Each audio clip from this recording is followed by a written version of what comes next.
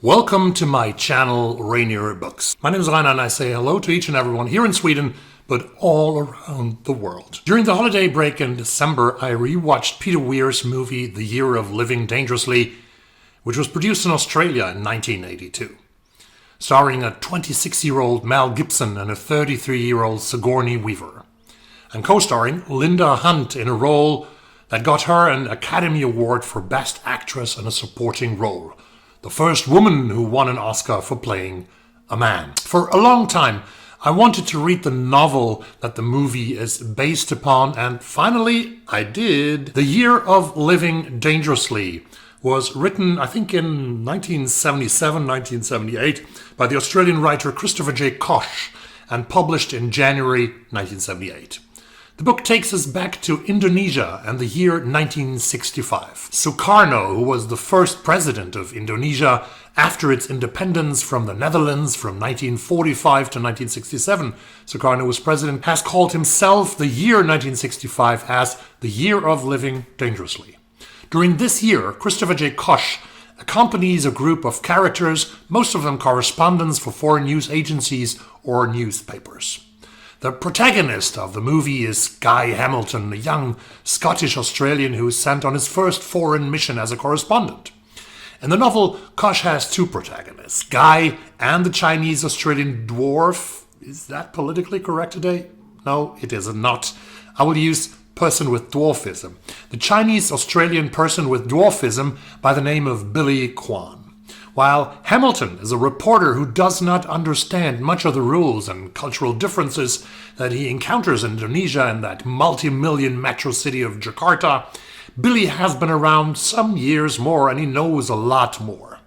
These two and many other correspondents hang out and drink, often in the Wayang bar, which serves as a hub for political discussions, for networking and socializing, where journalists exchange information about what happens in Jakarta, about the ongoing political turmoil in Indonesia under Sukarno's regime. The name of the bar, Wayang, refers to a traditional form of puppet theater play originating from the island of Java.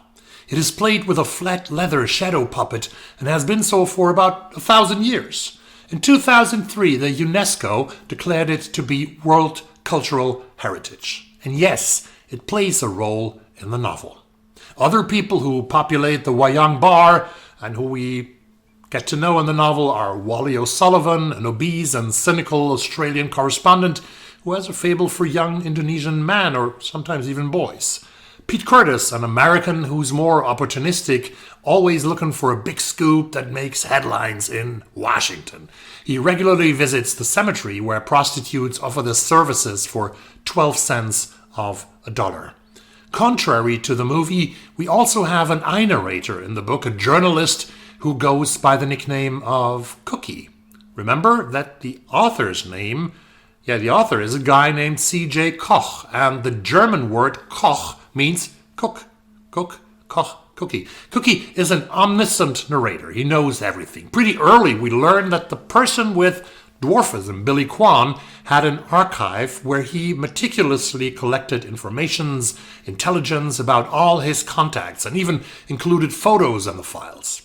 Cookie, we learn, is now in possession of that archive, and that is also why he is able to tell a lot of events between the characters or that happen in Indonesia and Jakarta because Billy Quan has recorded and written down them. That is certainly a very interesting situation in the form of narration. We do not learn much about Cookie himself, but Billy Quan is fascinating, just fascinating as Linda Hunt is in the movie. He sees himself as a kind of puppet master, both literally as he admires Indonesian Wayang shadow puppetry, bingo, and figuratively as well as he manipulates situations and people to fit his vision of justice. As mentioned, he curates files on people, studying their weaknesses and strengths, and often tries to influence events from the shadows like a puppet master. Unlike many of the other foreign journalists who are chasing a story, Billy is genuinely invested in the fate of Indonesia's poor people, and there are many poor people. He is heartbroken by their suffering under Sukarno's failing regime, this corrupt regime, and his personal philosophy is built around the idea that individuals have a moral duty to intervene. This is what sets him apart from Guy Hamilton, who is initially more detached from the human cost of the political crisis. When Billy meets Guy Hamilton, he initially idolizes him. He sees him as a potential hero in his life, someone with courage, integrity, and the ability to bring about change. Billy, who is physically small and socially underestimated, often acts through others to make an impact on the world, on his surroundings, and Guy becomes another one of his projects. By bringing Guy and British Embassy Secretary Jill Bryant together, Billy can live out an idealized version of love through them. He hopes that Guy will treat Jill with the admiration and care that he himself cannot express directly, or that he simply hasn't got a chance at her. This is similar to how he sees himself as a puppet master in political matters. He manipulates people's lives to align with his own ideals. The story is engaging and thrilling. The characters are flawed and real and colorful. C.J. Koch has lived for some months in Indonesia during the 1960s.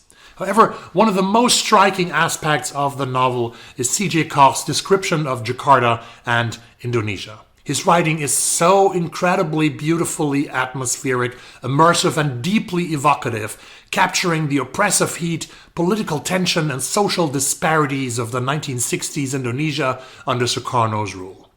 Koch portrays Jakarta as a city of extreme contrasts, a place where wealth and power exist side by side with so much desperation and so much poverty.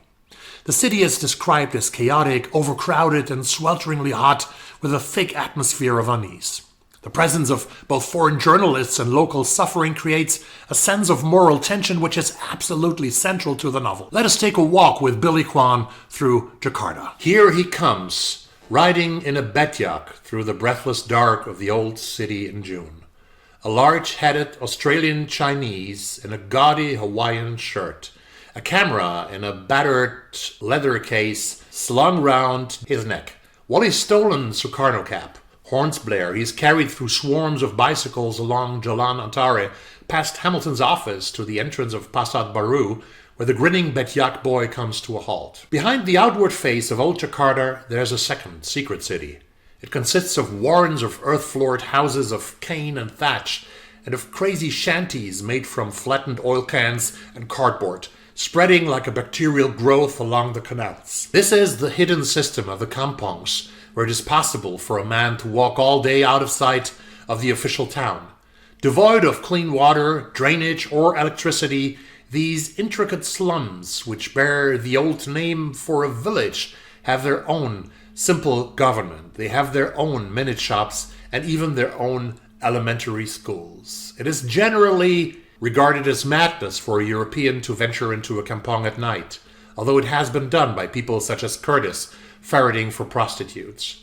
Prostitutes and petty criminals do nest in the kampongs, but most of those who live here are the respectable poor. Betyak men, small traders, clerks who are one step above those homeless ones who sleep along the canal banks. Of course, this novel reminds of The Quiet American by Graham Greene from 1955, where Greene masterfully blended politics in Asia, the life of journalists, and personal relationships. The Constant Gardener by John le Carré comes also to mind, but nevertheless also The Mosquito Coast by Paul Theroux, where an inventor takes his family to the Honduran jungle, where they are faced with a culture they do not directly or not understand at all, actually. Which leads us to the Australian film director Peter Weir, who made a movie with Mel Gibson out of C.J. Koch's novel, and also a movie with a guy named Harrison Ford out of Paul Theroux's novel The Mosquito Coast. Reading The Year of Living Dangerously, many scenes of the movie came into my mind, scenes that Weir directly transported into the film. The book is vivid, it is fast-paced. Billy Quan is one of the most fascinating characters I have encountered in the recent years, and the fact that everything plays out in an important part of Asia and world history not all of us know so much about makes this a compelling and interesting read. The hard-boiled correspondents in the Wayang Bar talk about leaving Indonesia soon and continuing their work in Vietnam, where the Americans are about to heaten up their war against the Viet Cong. The Australian journalist Greg Sheridan, born in 1956, has said that he read The Year of Living Dangerously as a young man on a flight from Sydney Australia to London, England, and that this book changed his life. He decided that he wanted nothing more than becoming a foreign correspondent. Sheridan worked as a correspondent later for Australian ABC in China and the United States. At one point, someone in the novel says that we do not understand that Europe has no more say in Asia anymore, and I cannot but think that exactly 60 years later we say almost the same thing, despite it is much clearer now. The future of the planet does not lie in Europe. It lies in Asia, they say, not in America either.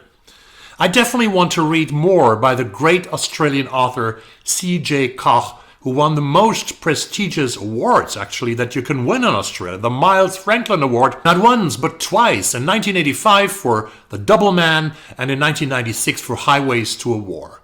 Read the novel, and if you have not seen the movie, do that afterwards. Weir is one of my favorite directors with such great movies like Dead Poets Society with the wonderful Robin Williams, Witness with Harrison Ford, Picnic at Hanging Rock, one of his early Australian films, another Australian film, The Last Wave with Richard Chamberlain, and in America, The Truman Show with Jim Carrey in his filmography. And The Year of Living Dangerously is Mel Gibson's best movie, playing a correspondent long before he sadly became Donald Trump's correspondent in Hollywood. Before you go, please like the video and subscribe to this amazing channel, which very quickly will become your favorite BookTube channel. Thank you very much for watching, and bye-bye.